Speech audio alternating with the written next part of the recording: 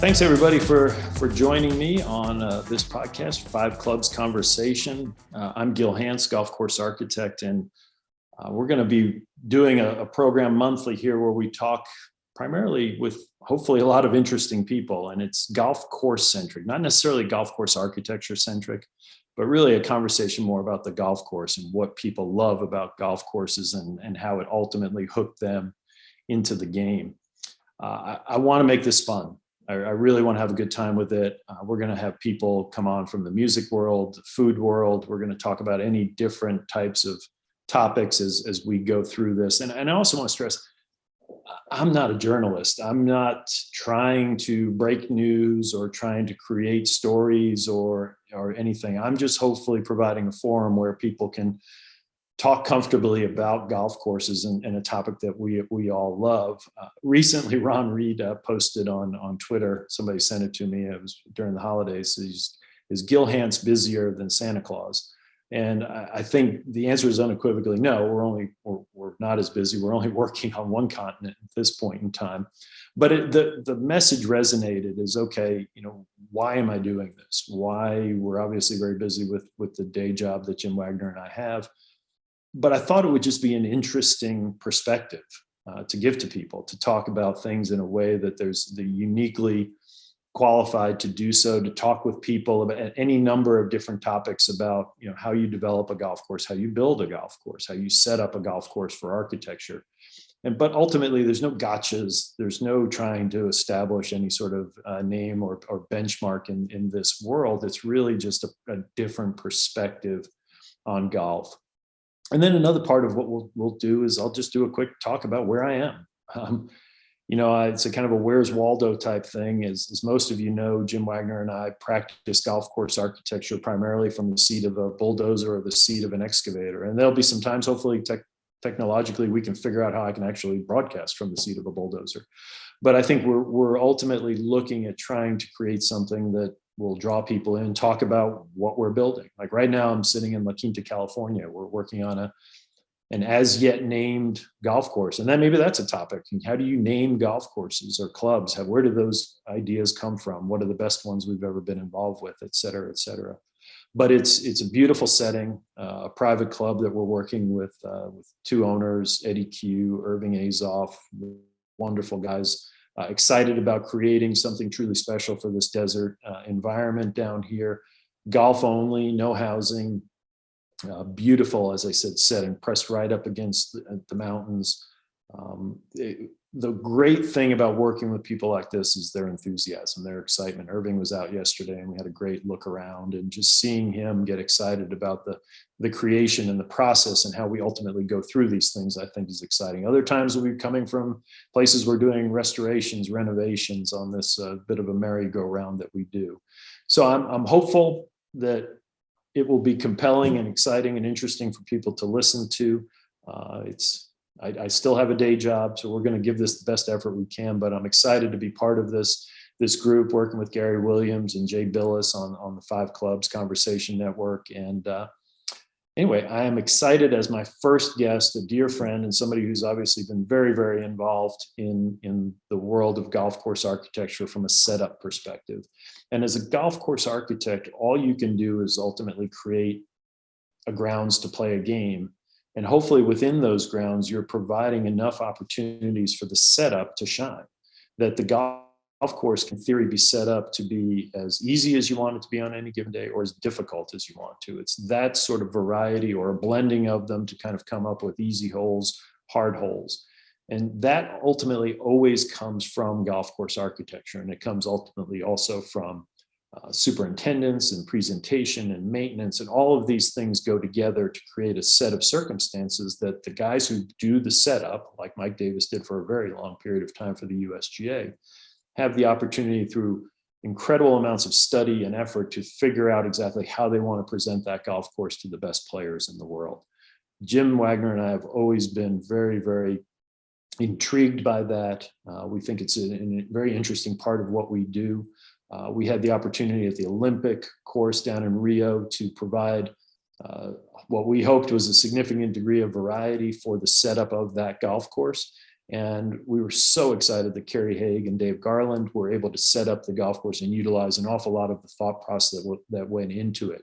So when you're watching a golf tournament, you're thinking about the presentation of the golf course, you're thinking about, but ultimately the architect, we have to wash our hands of it once the tournament starts, because our work is put into the hands of the people who are doing the setup, and it's also put into the hands of the golf course superintendent who's presenting and maintaining the golf course in the way that it needs to be maintained. It's a fascinating thing to think about, because we ultimately either get a lot of the credit or conversely a lot of the blame for the way things go on the golf course. But it's hopefully a great relationship, as I had with Mike Davis and I continue to have with Kerry Haig at the PGA and with John Bodenhammer and Jeff Hall at the USGA. The ability to have conversations to talk about ultimately what our goals are for the golf course, what we saw either from an original design perspective or what we saw through the study of the restoration of these golf courses that might ultimately help them to do the best possible presentation.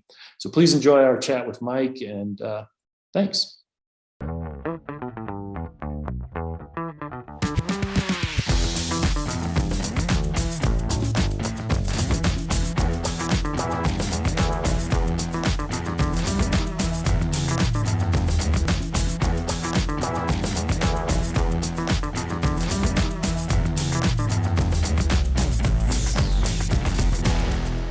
So thank you very much for joining us on this very first of my 5 clubs conversation. I'm very, very excited to have as my first guest my dear friend Mike Davis, who's had a long career with the USGA and is now practicing golf course architecture. And Mike, this is, like I said, the inaugural program, and it may be the last if we don't do a very good job with it. So no pressure at all, but hopefully it's just going to be fun. No matter what we do, let's have a good time with it.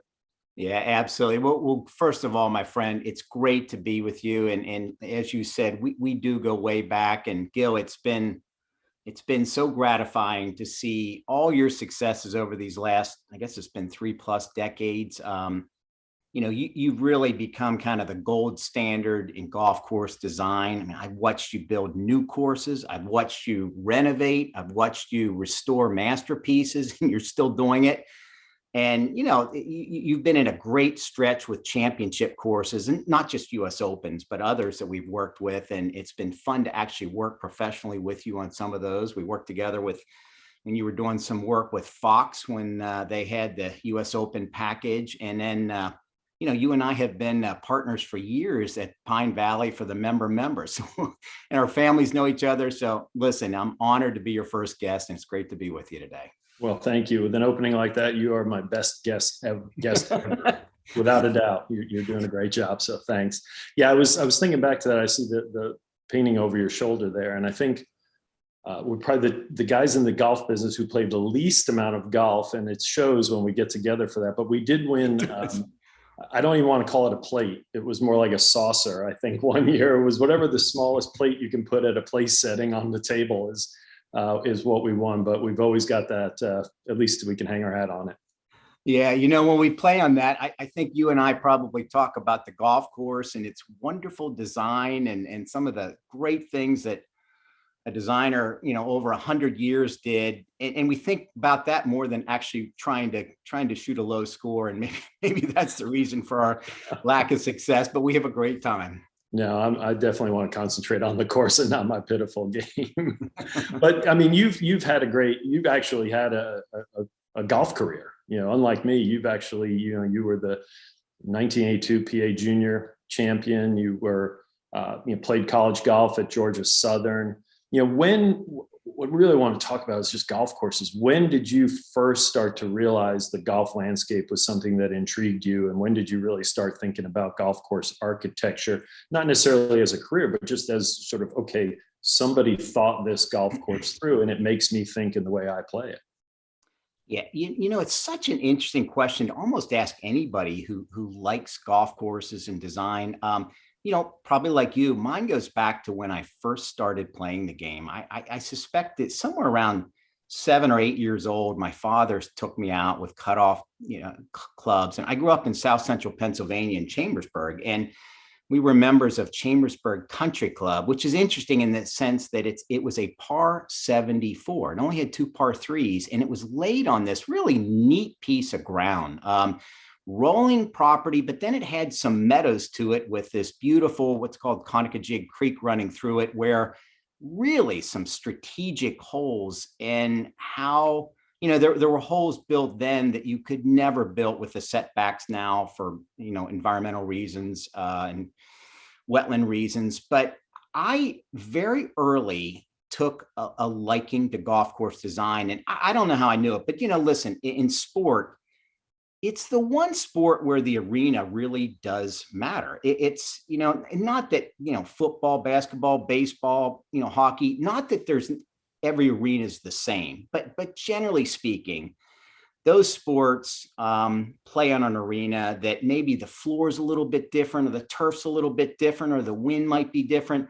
But what makes golf so unique is that every golf course has a very distinct personality. In fact, within the golf course, each hole has its own personality. And that, for some reason, always intrigued me. I mean, I can remember doodling golf holes when I was very young, playing junior golf. I mean, very early junior golf.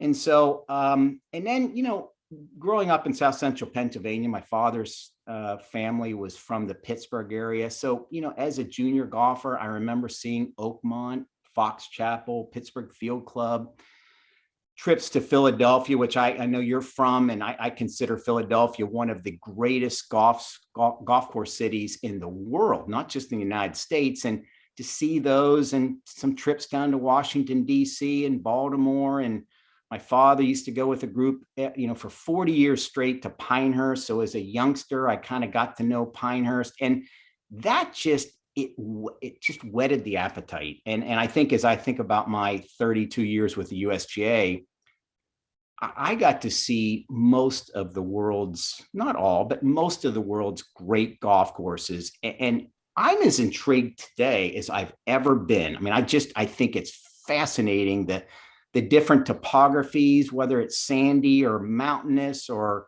up against body of water like an ocean, or tree lined. It's remarkable. And you get so many different climates, types of grasses, that I still to this day, I'm much more interested when I play golf about who I'm playing with and having fun in the golf course versus, what I shoot that day, or, my clubs or my swing or things like that. So I've just had an interest going back to when I was very young, and it's interesting. It's not changed to this day.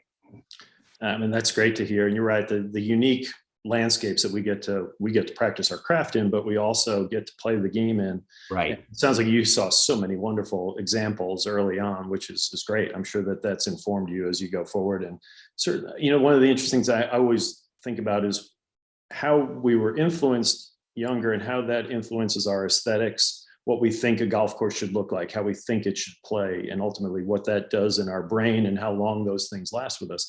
My first, introduction to golf was with my grandfather at Southward Ho and A.W. Tillinghast. Oh, wow. On Long Island. And, it's not in the pantheon of Winged Foot or Quaker Ridge or those places as far as Tillinghast Right. work was, but it was still well thought out, well designed, well presented, a scale, very sandy, the Sahara bunkers, the whole thing that the Tillinghast would have. And I think that the elevated greens, there's something about those early golf experiences that just continue to resonate.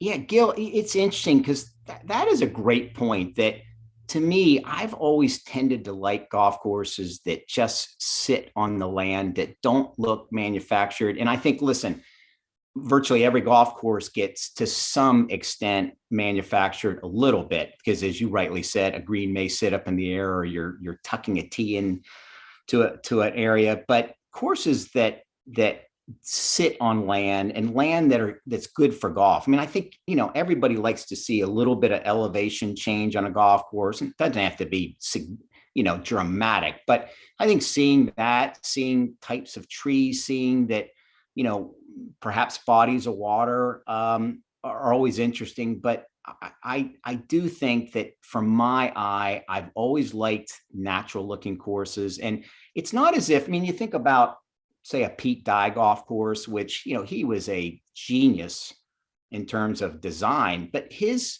were incredibly strategic designs, but they also look very manufactured, which is not a negative. I mean, I think back on, we all tend to love Charles Blair McDonald courses, Seth Rayner courses, and those are, while parts of those sit very much on the land, the green complexes, the bunkers are tend to be a manufactured look, but it's like a wonderful manufactured look. And so it is funny how those courses early on in your younger years do tend to be the ones that you tend to gravitate to, and you think that's how golf should be. Yeah, I love the story Ben Crenshaw tells about, growing up in Texas, obviously, and playing golf and the wind and the openness, et cetera. And then when he went to the country club for a national tournament, and just the light bulb, he said, went off. He said, wait a second, I've never seen anything like this before. This, the rock outcroppings and the trees and the landforms, et cetera. And so it's interesting when those aha moments hit you. It's like, okay, this is, the light bulb goes off in different ways. And so from your perspective, growing up in Pennsylvania, all these great traditional old golf courses, would certainly be prevalent in your experiences. Yeah, Gil, that's exactly right. I mean, I think about playing in, some Pennsylvania Golf Association events where Oakmont comes to mind out in Pittsburgh. What I remember about is, going back, 30, 40 years, was the putting greens, those complexes. And, even back then, they were incredibly fast. That's Oakmont's DNA, its personality. But it's not just how fast they were, it's how strategic they were. We would actually play to one part of the green to get to another. You try to hit your ball up under this ridge to feed it to a back left hole location or whatever the case. I mean, I think about Marion, the times in Philadelphia, getting to play that when I was young, and very different from Oakmont, but strategically, and it's brilliant. And I know you've done tremendous work at Marion, and you're going to do some work at Oakmont, and those two, just being a Pennsylvanian, stick in my mind that they've had a lot of influence. I can remember playing when I guess I was 15 or 16 years old the first time playing Pine Valley. And I don't think, Gil, there was ever a golf course where it just, from the start of the golf course to the end of it, I was more mesmerized than Pine Valley. And listen, it's not a golf course for the faint of heart. It's hard. There's a lot of forced carries. But if you're somewhat proficient at the game, there's just no mediocre hole there. And I just remember thinking, I was in all of that golf course the first time I saw it, played it, and even to this day, I still go around, and I know you feel the same way. Yeah, it's true from everything you've mentioned. So you grow up with these golf courses, and then, maybe in your brain, but maybe not, now you're actually setting them up for major championships, at Marion, at Oakmont, et cetera. I've always been intrigued by setup as architecture. We've talked an awful lot. Jim and I talk about this a ton. When you're dealing with tournaments, we believe, once the tournament starts, the architecture is out of our hands. It's ultimately in the hands of the setup person, like yourself or Carrie Haig, and that hopefully, if we've done our job, we've provided you with enough opportunities to utilize the golf course features and the architecture to allow you to create varied setups and to react to conditions on a day-to-day basis. And I think that these great old golf courses certainly give you those opportunities. When you were setting up golf courses for these major championships, did you look at the architecture? Did you look at the thoughts you were talking about with Oakmont, where you've got to play a ball to this side of the green to get it to that? And how did those influences work with you while you're setting up courses? Yeah, Gil, I mean, I think you set that up brilliantly, because I have long felt that great design just gives you such, it elevates the chance of great drama happening. And I think back on just being a student of history, it seems like the better the golf course, the better drama you tend to get, the better champion you tend to get. And I do think that great design, listen, golf is not just about striking a golf ball. It's not just about making putts. There's a mental element to it. And I think that the better the design, the more the player has to think about what he or she is doing to get their ball from a teeing ground into the hole as few strokes as possible. And so I always enjoyed setting up courses that offered options where it would dangle the carrot. You'd have some risk reward, or you could, as you rightly say, you could play different tees, different days. I never really cared for golf courses where the designer dictated exactly how you were going to play it. In other words, there's a 25-yard wide fairway. You have to hit the fairway or you're in high rough or in bunkers. I like the idea of, should I hit a driver? Should I try to carry a bunker? Should I try to carry a corner, curve it around?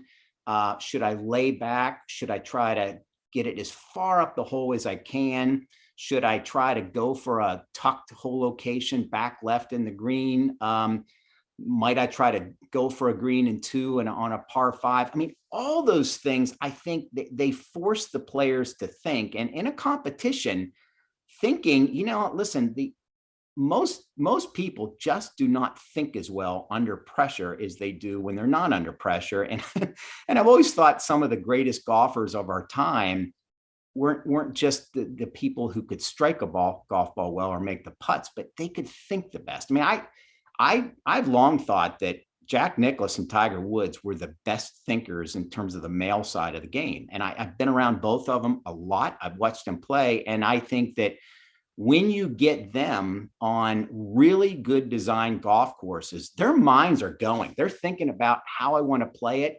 They don't just show up at a championship and look at a yardage book and say, this is how I'm going to play it. They've thought about how they're going to get around a golf course.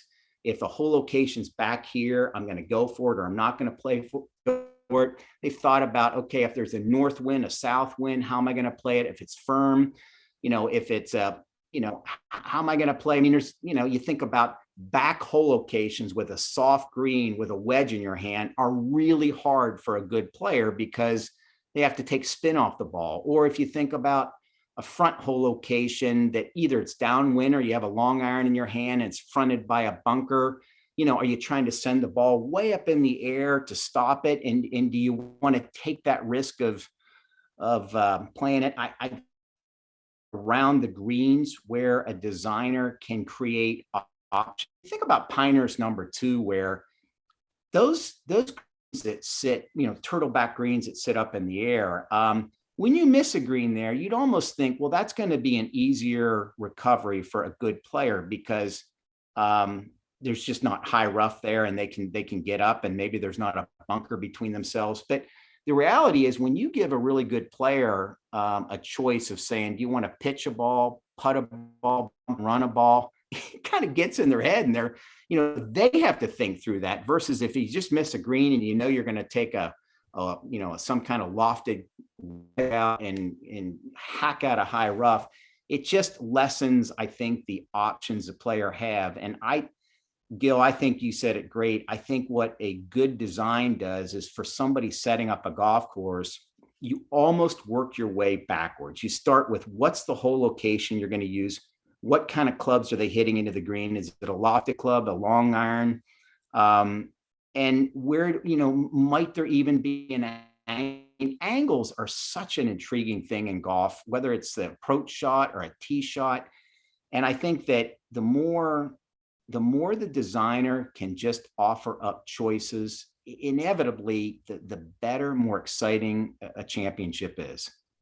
Yeah, I think, I was fortunate to be part of 5 US Opens with the Fox team and really enjoyed every bit of it. But I think my most lasting memories are the ones where, getting up at 4:35 in the morning and meeting you guys, because you're getting ready to go out and do setup on the golf course. And I learned so much. And some of the things maybe you could talk about it is, you guys come into tournaments super prepared.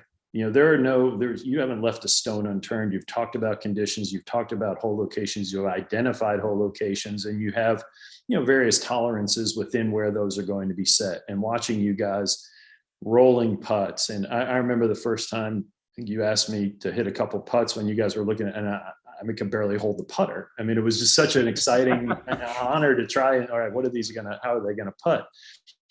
It's having the smart levels out there, looking at percentages of slopes and watching the greenkeeping team and just almost their hands shaking as they're cutting the cup when you're watching the cup cutter go in, and just how, right. or the guys who are super confident, just like, they put it in. But all this stuff that goes on while it's still dark, but there's so much prep leading into a tournament. I mean, years of preparation. Yeah, they're really, I mean, Gil, think about some of the times. I mean, you and I mean, next year's US Open's at the Country Club in Boston.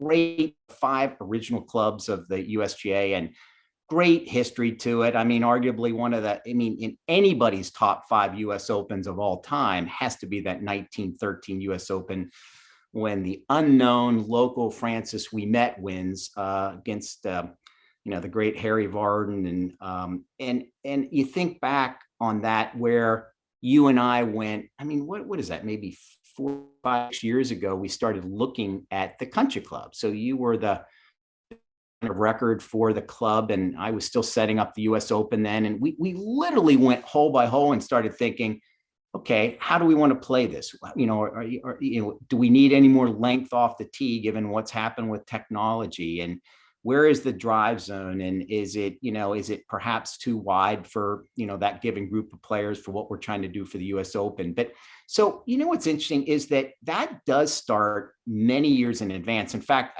I would say that before we ever US Open site, we were thinking about what needed to get done, if anything. And, was there any tree work that needed to be done, new tees, or, the bunkers need a little refreshing, whatever the case might be. But so you start very early on, and, it's kind of a high level, how's each hole going to play?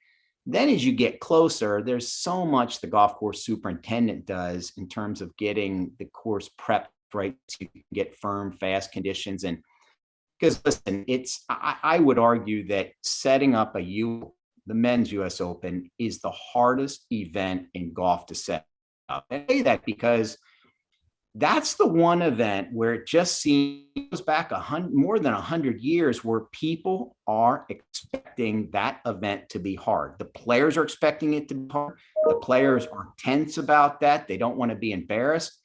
And the fans are expecting it. Everybody's expecting it. So it's the only event where people actually look at the score and they care about it. If a US Open is too easy, we get massive complaints the USGA gets massive complaints about that. But if you go over top and you set up something too hard where good shots are not being rewarded or there's some unfair aspect, you get rightfully criticized. So it's interesting. You were getting into it, a lot of science when you set up a golf course. You're looking at moisture levels in greens. You're looking at evaporation for the day. You're looking at where the wind is to come from, how,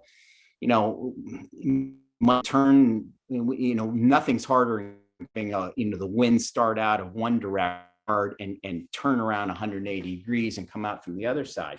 You think about the hole locations. You think about where the tee ground should be. And listen, beyond wind, which is the invisible hazard to the game that really for a good player makes it challenging because they have to think about, how is it going to affect their ball, how they should flight it.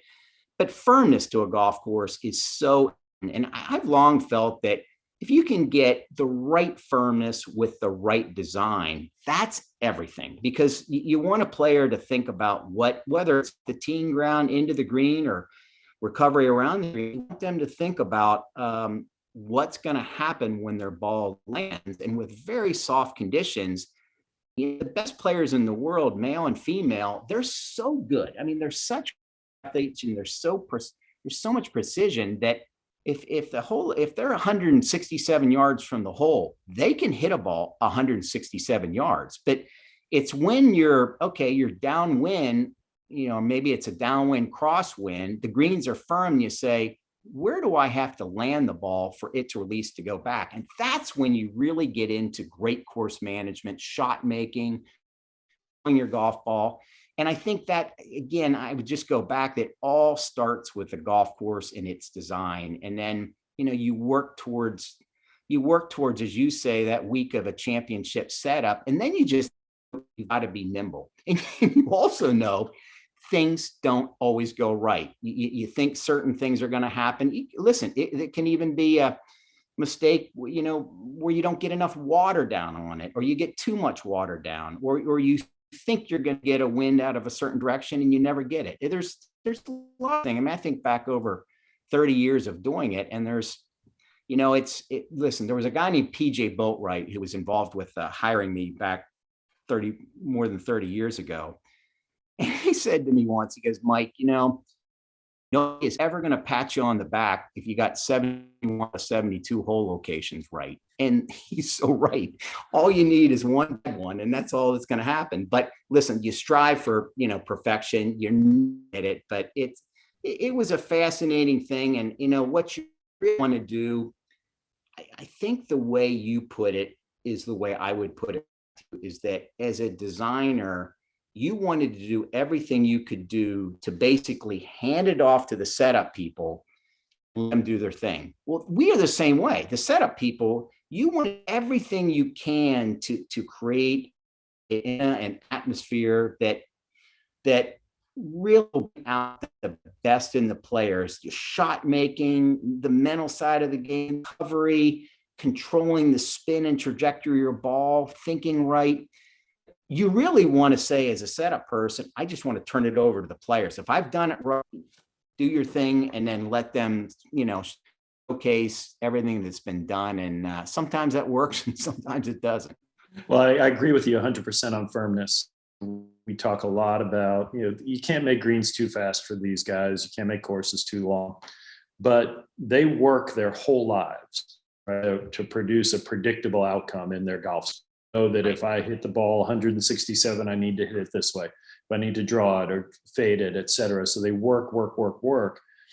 And firmness is the only thing that really doesn't give them a predictable outcome when they're not sure if it's going to bounce twice and check, if it's going to check after one bounce. And those opportunities or the ability to get it there, I think, are ultimately the best long rough as well. And so that you can't spin a ball. But I think firmness is really something that doesn't get talked enough about in golf course setup. We always talk about meters and speed and length, et cetera, but it's ultimately firmness. And as well or better than I do, that ultimately comes down to Mother Nature. And something that none of us can control, whether we're building a new golf course and we get something wiped out because of a rainstorm, or I think Oakmont in 2016 on Wednesday may have been the best conditioned golf course I ever saw in my life going into that tournament. And then all of a sudden, heavens open up, and now you got 4 championship conditions that you've just had, 4.5 or however many inches of rain they had come over it. It's frustrating from a design standpoint, and the builds. I can only imagine from a setup standpoint. You've done all the and then. Yes. Some golf courses, if you get enough rain, they really never quite recur in 4 days. There's, having US Open in middle of June, there was a reason a lot to go to coastal California, because we knew it was never going to rain. So you could get the golf courses the way you wanted. Whether you're in Los Angeles, San Diego, Monterey, San Francisco, or, up in the Pacific Northwest, because it wasn't going to rain that time of the year. Listen, there's courses that are sand-based, like a Shinnecock Hills, like a Pinehurst, where you've got the ability to get the golf course back in firmness, maybe not in a day or two, but over a course of a few days, you will get it back. If it's heavy soils, you're right. And listen, for that level of game, these guys, and the gals are so good and so precise that, it's interesting when you watch them play, they want to know exactly when they hit a shot where their ball landed. So worst thing you could ever do if you're playing a practice round or something with a touring professional is fix a ball mark for them, because they know how they hit the ball with what club. They know whether it was downwind, into the wind, and they want to know, how many feet did that ball just release, because it all plays into how they're going to play. And so firmness is everything. And that's why, listen, as a designer, I know that getting a golf course that's built on sand is so much better than built on heavy soil, all things being equal. There's some wonderful courses on heavy soil, and there's obviously some things you can do on heavy soiled areas, but on balance, you just like bouncy conditions. Yeah, absolutely. So you said as a setup person, you do your job and you turn it over to the player. Your time setting up golf courses, what did you learn about the mindset of touring pros, both men and women, and either their understanding or appreciation of golf course architecture? Yeah, Gil, I mean, I think you said it earlier that they expect predictable conditions. They want consistency. So what I found with design is that where you and I mean, I know you well enough to know that you and I both like some quirkiness to design. I mean, we don't mind a shot that's blind or a shot that's semi-blind or a feature that you may have to play around that could, kick your ball one way or another. But the touring pros, by and large, not all of them, they love predictability. They want consistency. So, use my example we were just talking about.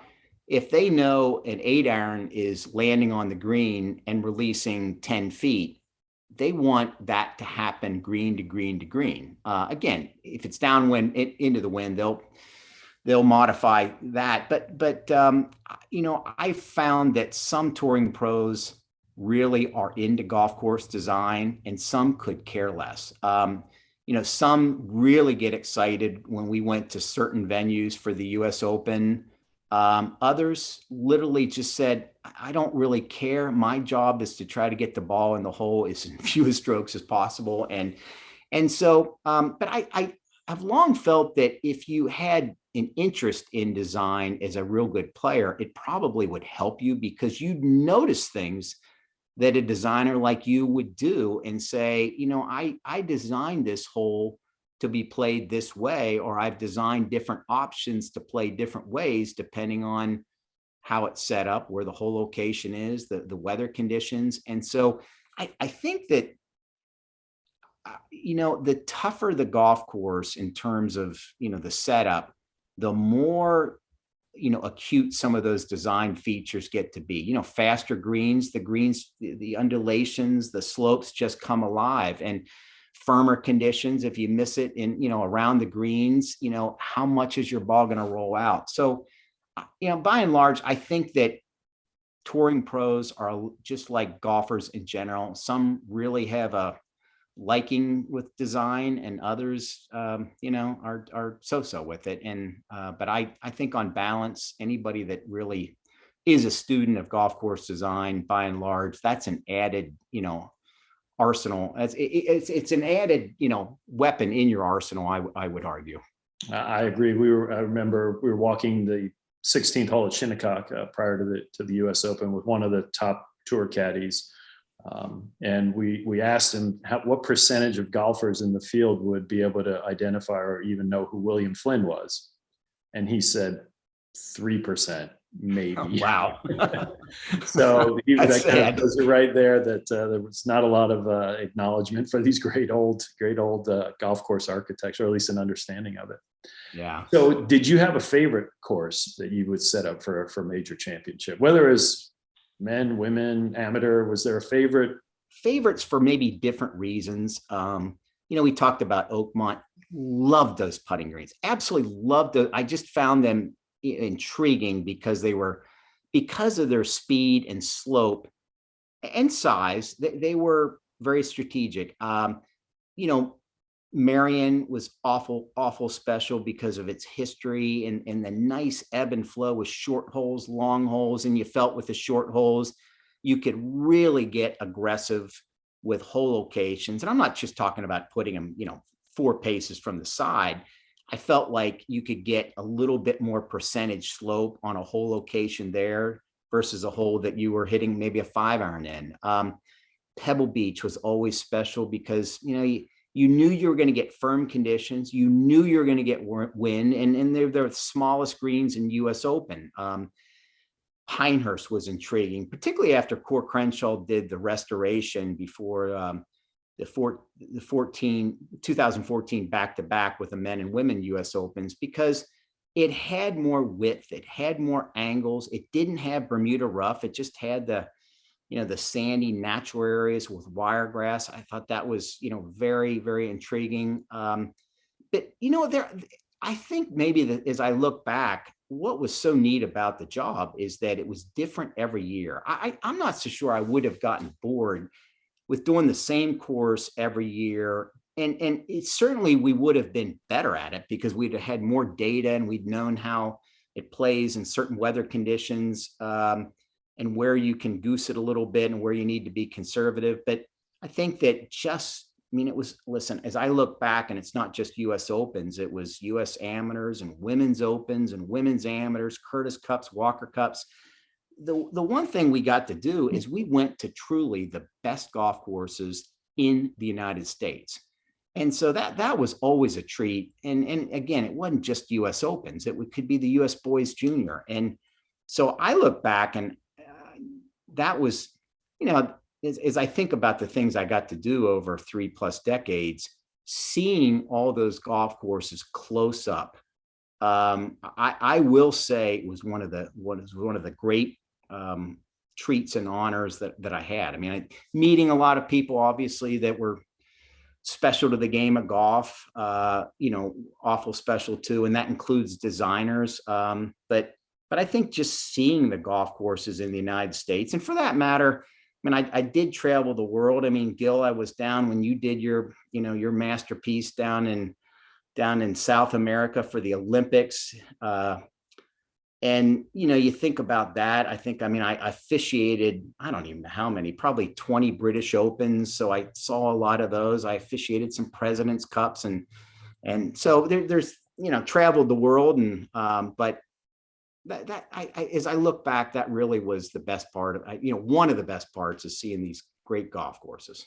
You talked about sort of an understanding of a golf course, and you would revisit places maybe a decade later, and then there would be changes, obviously, in technology and players, et cetera. So were your setup notes from 2000, the early 2000s at Oakmont, were they relevant in the 2016 setup? Or, what sort of history did those things teach you, or did you have to basically relook at the golf course because of the changes over that decade?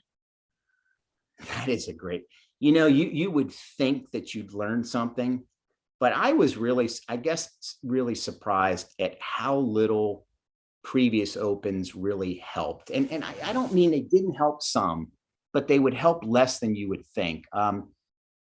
You take Oakmont, we keep using that as an example, but the 2007 US Open that Angel Cabrera, I mean, I worked the 1994 US Open. In fact, I worked the 1992 Women's Open there, the 94 US Open, the US Amateur, number of US Amateurs. So every time you were on that course, you were learning things. But as I think back to, say, 2007, which was an awesome US Open, the drama and the intrigue on that one was just dynamic. I used a lot of that setup 3 years later for the Women's Open that Paula Creamer won. And because it was close enough where the greens truly were the same size. And you say, what do you mean same size? But, from 2007 with the men's US Open there to 2016, the size of those greens were not the same. So the fronts were different. So you couldn't just plug in the same hole location. Certain quadrants you were, and, you get to know those greens well enough that you knew that you could barely find a hole location. Say on the 10th green, there was so much slope on it. But, what you knew in general is that, for instance, the 17th hole at Oakmont, you knew that you could create intrigue on that hole by creating a drivable par 4. You knew it. And it changed the outcome in 2007. It almost changed the outcome in 2010 at the Women's Open. And so you would learn from that you've got an opportunity on certain holes to do certain things. But the golf courses, change. I mean, listen, that 1994 US Open at Oakmont that Ernie Els won, it was a tree-lined golf course. It had pines, it had oaks. By the time we get to 2007, if you were a tree at Oakmont, you were a nervous tree because you probably weren't going to be around for much longer because they just wiped everything out. So, it'd be interesting when the USGA goes back to Marion for the next US Open, how much would they use from 2013 when we had it there?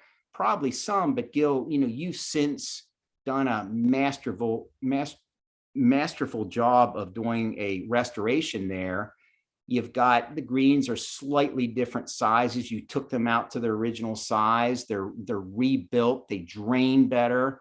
The bunkering's better, across the course. And so, I'm sure they'll look back, but they're going to, in some ways, have to start from scratch and kind of build that setup from the ground up, so to speak. I'm sure everybody who's listening to this knows that you retired last year from the USGA and you've struck out on a new venture. You've formed a partnership with Tom Fazio too. And just to clarify that, Tom has been in the business for a long time. He worked for his uncle George Fazio way back when, worked for his uncle Tom Fazio and his father Jim. So it's a long line of Fazios, but he's been doing his own thing for a while, and the two of you have connected. So you've been doing this for a few months now. How has it been? Is it different? Is it better? Is it, what are you learning about golf course architecture in your first few months? Yeah, Gil, in some ways, I'm a kid in a candy store. I mean, listen, you've forgotten more than I will ever know in this area. I've seen a lot, but listen, I'm living in Jupiter, Florida now. I had a wonderful, wonderful 32 years at the USGA, but I was ready to do something else. And I've always wanted to do that. And, you and I have talked about this over the years, and you've been so encouraging. And so, Tom is only a few years younger than me, and he's lived in Jupiter. That's where my wife and I live now. And so it was just a wonderful opportunity to say, well, let's partner up. And listen, Tom has, just like you have, great technical skills on not only how you design a golf course, but how you actually build a golf course. And there's some things where, I've got some knowledge on, but I'm a novice in other areas. And so very much looking forward to the future. And, the learning curve steep on this thing, but I'm trying to be a sponge as much as I can. And, I've been asking you questions, and we actually have a project that, a new club. He and I have been talking about trying to create a club in the greater Jupiter Hobe Sound area down here in Florida. And that's going to happen. We've partnered up with a few. Mike Pascucci, who owns Sabonic, he and Steve Ross, who is a very successful businessman, and those two basically have created a joint venture. And Tom and I are involved in that, and more will come out. But it's going to be a golf club that has 3 18-hole courses. There's no housing with this in terms of, it's not a real estate play, and there will be short course experiences, but we're incredibly excited about that. It's only about 15 minutes from my house. And so we're I thought I'd get a few months off to kind of catch my breath after the USGA, but that's not happening so far. So time will tell, but we're excited about that project. That's great. I've heard about that project, and I'll tell you, take it to heart when you can sleep in your own bed on a golf course project that doesn't happen an awful lot. Enjoy it. That's what I hear. It's not normal to get a project that's only 15 minutes away from your bed. That is a first one. So I'm gonna relish it. Great. All right. Now we're going to go to something here that the Five Clubs conversation has done, and it's sort of a rapid fire 5 lightning round questions I've selected with the advice of my big staff here that I have working with me on this. So if you're ready, I'd like to fire a few questions at you. Okay. Can I pass on any? Nope. First one will be easy. Red or white? White. Wow, white wine. I thought you were definitely. I thought you were. Oh, you. This was wine. I thought you like what color I like. I'm definitely red. Sorry about it. I didn't hear the wine part. There was no wine part. Definitely red, but I will do white. Okay, there was no wine part. I figured that was just implied, red or white. Or one of those quick. You're asking me which color I like better. All right, favorite sports team? Pittsburgh Steelers. All right, that's a pretty good one. You've had a few successes there. I'm sure that was fun growing up watching them play. Yeah, and I actually was a fan before they won their first Super Bowl. But don't tell Steve Ross that, who owns the Miami Dolphins. That would be perhaps a bad professional outcome. So okay. Great. Hey, so I'm a few years older than you are, but we're of a similar generation. So I got to ask you, is it new wave or classic rock when you were growing Classic up? rock. Classic Yeah. rock. And so then you were down in Statesboro. That was got to be Allman Brothers, got a little Southern rock going on at that point in time. There was, yeah. But, then there was some, I guess it was always influenced by the University of Georgia, where there was some bands. There's one I can't think of right now, but so, yeah, there was country. Growing up in South Central Pennsylvania, country, I didn't hear much of it, but not that I listened to it a lot, but I do like country. So was it REM? Was that the band? REM. I couldn't think of it. You're very good, Gil. Well, I'm a big music fan, and probably in that time frame, new wave more so, but now it's more a little bit classic rock. And I did rock the kind of, not the flock of seagulls hair, but the little bit of a mullet, the sort of new wave mullet in the 80s, which is disastrous. Flock of seagulls. There's one from the early 1980s. Exactly. All right. When you were growing up, was there a player, a golfer that you tried to imitate as a kid? Imitate, probably no, but the ones looked up to were probably Arnold, Jack, and Johnny. Great. All right. So you've talked about seeing golf courses all over the world. Which is number one on your bucket list to see that you haven't seen yet? Let me see. So mine are, I'll just give you a little second to think. The ones in New Zealand. I mean, I haven't seen Tahiti. I haven't seen any of those down there, or Tasmania.